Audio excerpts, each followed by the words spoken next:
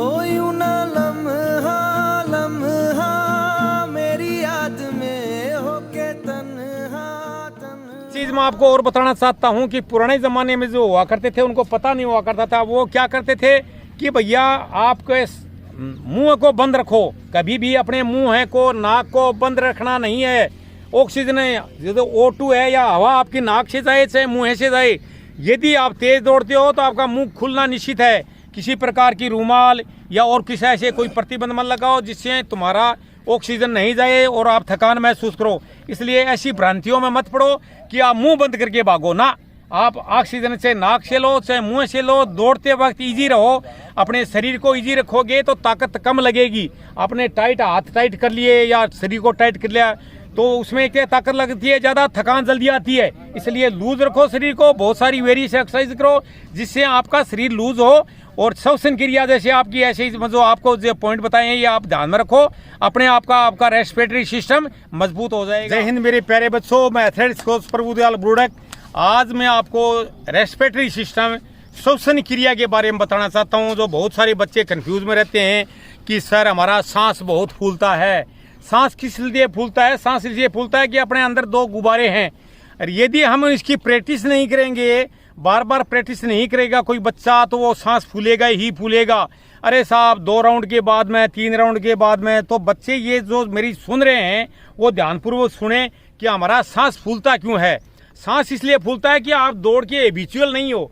और जो लड़का ग्राउंड के अंदर जो डेली प्रैक्टिस करता है वो हैबिचुअल हो जाता है, उसका O2 ऑक्सीजन लेवल उसका हाई हो जाता है, तो उसका सांस फूलना कम हो जाता है क्योंकि वो आदत ही हो जाता है।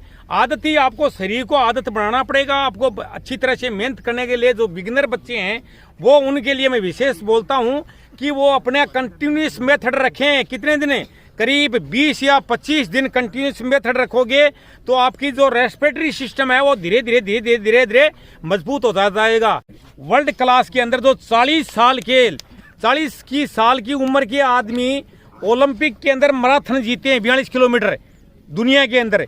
तो ये जो रेस्पिरेटरी सिस्टम है, इंड्योरेंस है, वो श्वसन क्रिया आपकी प्रैक्टिस पे डिपेंड करती है। ये इसको किसी एक्सरसाइज से या ऐसे नहीं कर सकते। आपको रनिंग करनी पड़ेगी, रेगुलर कंटिन्यूटी रखनी पड़ेगी। जब आपके 20-25 दिन हो जाएं उसके बाद में थोड़ा मीडियम पेस पे आ जाइए, उसके बाद में फास्ट पेस पे तभी आइए जब आपका रेस्पिरेटरी सिस्टम स्ट्रोंग हो गया। तो ये बातें हैं जो कुछ नए बच्चे होते हैं उनको पता नहीं रहता। और बहुत सारे बच्चे सांस श्वसन की क्रिया के साथ साथ में ऐसे कहते हैं सर हमारे हाथ टाइट होते हैं, दौड़ते वक्त हाथ टाइट होते हैं। हाथ टाइट क्यों होते हैं? क्योंकि आप तेज भागते हो तो जो ऑक्सीजन लेवल है शरीर में कम होते ही हाथ है वो टाइट होने लग जाते हैं और पैर भी आपके टाइट होने लग जाएंगे। लेकिन प्रैक्टिस एक ऐसी चीज़ है जिसमें यदि रेगुलर बच्चा प्रैक्टिस करे, धीरे धीरे करे, तो सारे जो टाइटनेस होना है, हाथों का टाइट होना, मांसपेशियों को टाइट होना, शरीर का लास्ट में चलना नहीं है कि नहीं, सांस का फूलना, ये सांस फूलना नहीं है, ये आपकी ऑक्सीजन लेवल आता है, शरीर मांगता है तो आपको सांस अपने आप मुश्किल से आने लग जाता है। इसलिए मैं जो भी बच्चा मेरा सुन रहा है ये वीडियो, ये ध्यान दें कि आप यदि कंटिन्यूस कहीं भी यदि आप प्रैक्टिस कर रहे हैं तो स्लो कंटिन्यूस पे ध्यान दीजिए। आपका रेस्पिरेटरी सिस्टम ठीक मजबूत हो जाएगा। उसके बाद में योगा की 3-4 एक्सरसाइज हैं वो कर लो आप। यदि आपको और भी अच्छा करना है, यदि दिमाग को शांत करना है तो सबसे पहले आप अनुलोम विलोम कर लीजिए, है कि नहीं।